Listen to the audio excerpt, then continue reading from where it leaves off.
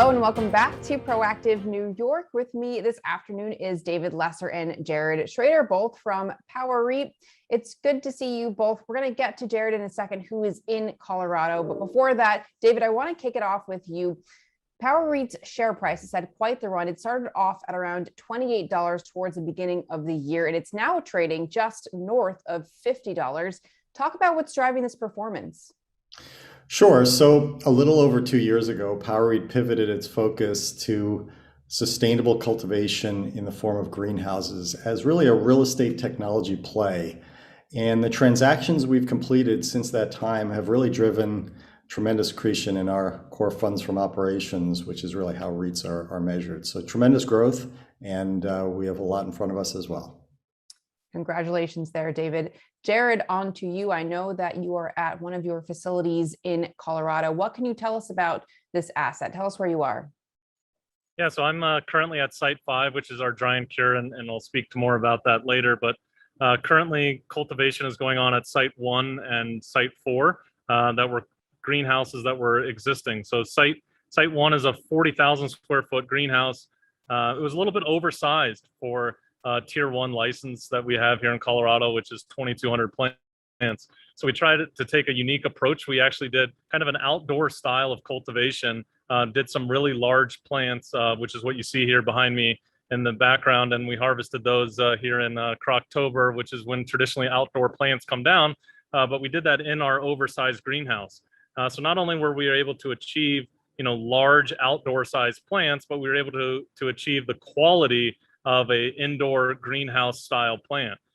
So those yields are showing very promising. We're seeing about average weight of 3,500 grams wet weight, which will be over a half a pound of dry weight smokable flower. So we're really excited about the progress. We were able to immediately step into that greenhouse that was existing here, do some repairs, and get that operational right away.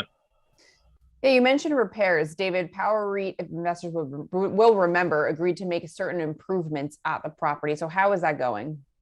Sure. So this property is actually subdivided into 5 parcels. The improvements that Power REIT funded at Site 1, which is the large greenhouse that Jared referred to, those are all complete. And the property, that component of the property is fully operational and has grown a pretty significant crop already.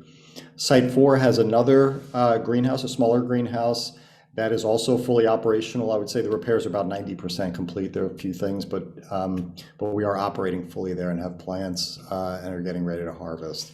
The other 3 lots, one of the lots actually is where Jared is standing right now. It's lot 5. We converted that, which has a sort of an industrial building that the prior tenants were trying to use for cultivation. We actually converted that into a dry and cure space. And so you can see behind Jared the start of our harvest and the start of that dry and cure process, which is a critical component of the overall seed to sale process in this industry. And having a great space that we've reconfigured for that really is quite powerful for us. So that is done. But in addition, on that lot, we are in the process of adding some greenhouse space. And on the other 2 lots, we're adding greenhouse as well. That's all under construction. Thanks very much, David. Jared, you talked about this briefly, but from a cultivation perspective, how have things progressed since the acquisition? Yeah, as I mentioned, Site 1, we were immediately able to step into right out of the gate and get plants growing there. At Site 4, as David mentioned, that is fully operational. So we do have plants growing in that 10,000 square foot greenhouse. So we're harvesting both of those greenhouses right now. And excited to transition those into perpetual harvest. You say perpetual harvest. What exactly does that mean? Yeah, so perpetual harvest, the 2 main things that it allows for is mirroring your vegetation and your flowering timelines. So vegetation state is when the plant is really growing before it's producing its flower. That usually is in about a 4-week process, where the flowering process is more closer to 8, 9, 10 weeks. So you have a disconnect there, and by perpetually harvesting, it allows you to continually push plants out of veg into flower and kind of more mirror those timelines, so that you have a cycle that you can get on, which allows the team to get onto a schedule and continually always having plants in every area to maximize your square footage of your greenhouse. The other thing that it obviously is a big benefit is that you have revenue that is coming in more periodically with, non-perpetual harvests. You're waiting the 4 weeks plus the 8 weeks of flower plus the dry and cure. So you have revenue events that could be, several months apart. By perpetually harvesting, you're smoothing that out, and makes it a lot easier from a business perspective as well. And Jared, David had mentioned that site 4 is operational. So what can you tell us about what's going on there?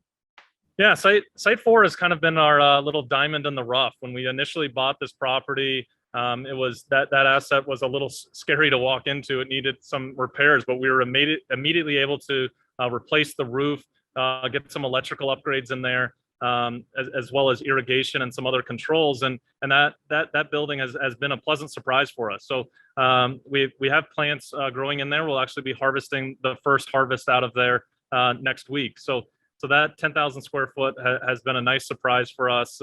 In comparison, when we got it, we thought it was a little rough on the edges, but we've been able to put in a little TLC and get it up and running.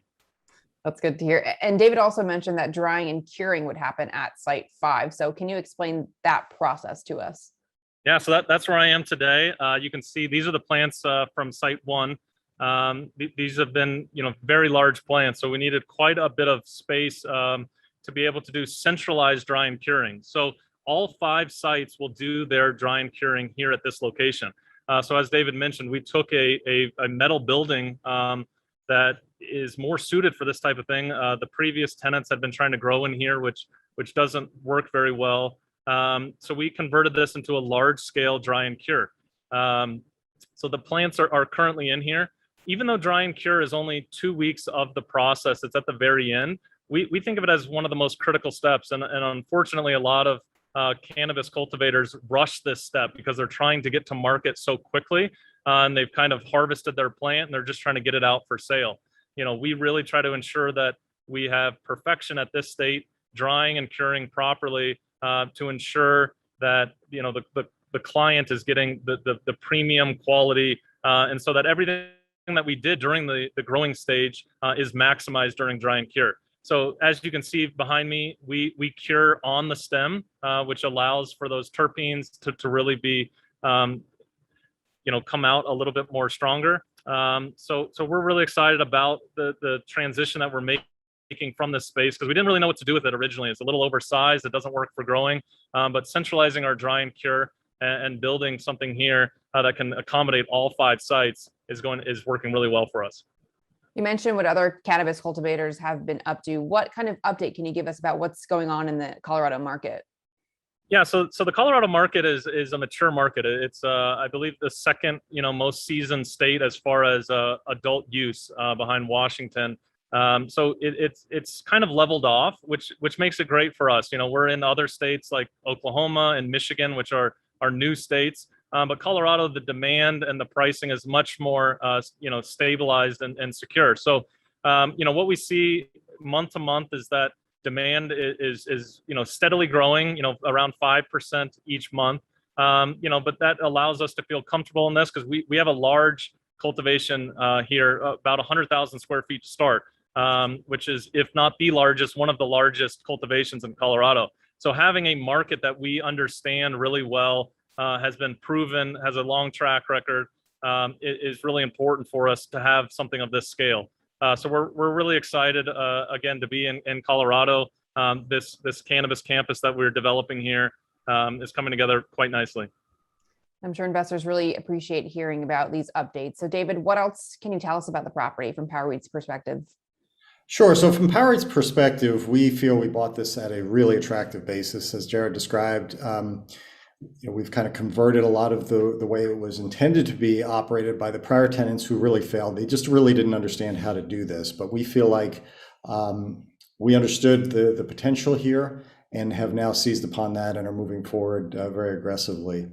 As we've talked about previously, simultaneous with Power REIT's acquisition, we entered into a lease with an affiliate of Millennium Investment and Acquisition Company, which is another public company that I run. And Jared runs, in addition to helping Power REIT, he runs Millennium's cannabis activities.